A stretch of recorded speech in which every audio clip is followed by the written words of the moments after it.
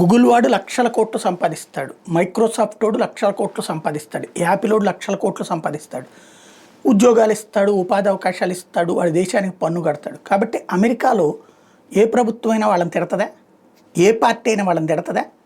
మన దేశ దౌర్భాగ్యం ఏంటంటే మన దేశంలో ఉద్యోగ ఉపాధి అవకాశాలు కల్పించే రిలయన్స్లైనా అదానీలైనా ప్రముఖ పారిశ్రామికవేత్తలని బూతులు తిట్టడం ఏది మన పిల్లలు మన బంధువుల పిల్లలు అక్కడ ఉద్యోగాలు చేస్తూనే ఉంటారు. అయినా సరే ఎవడో తిట్టాడు కాబట్టి మనం కూడా తిట్టాలి, ఓ నోరు పారేసుకుంటే పోయా అనే దరిద్రం మనకి. ఈ దరిద్రాన్ని పెంచి పోషించింది కమ్యూనిస్టులు. దానికి ఇవాళ ఊతమిస్తున్నది కాంగ్రెస్ పార్టీ. అంటే మన దేశంలో ఉన్న పారిశ్రామికవేత్తలందరినీ పంపించేసేస్తే లేదా వాళ్ళందరినీ దొంగలు చేస్తే ఎవరు బ్రతకాలి అప్పుడు? పాకిస్తాన్ లాగా లేకపోతే ఆఫ్ఘనిస్తాన్ లాగా మనం కూడా బతకాలి, కుక్క బతుకు బతకాలి. ఆ బతుకులకి మనల్ని తీసుకెళ్తే అప్పుడు వీళ్ళు కుక్కల్ని అదిలించేటటువంటి రాజుల్లాగా చలామణి అవుతారనమాట.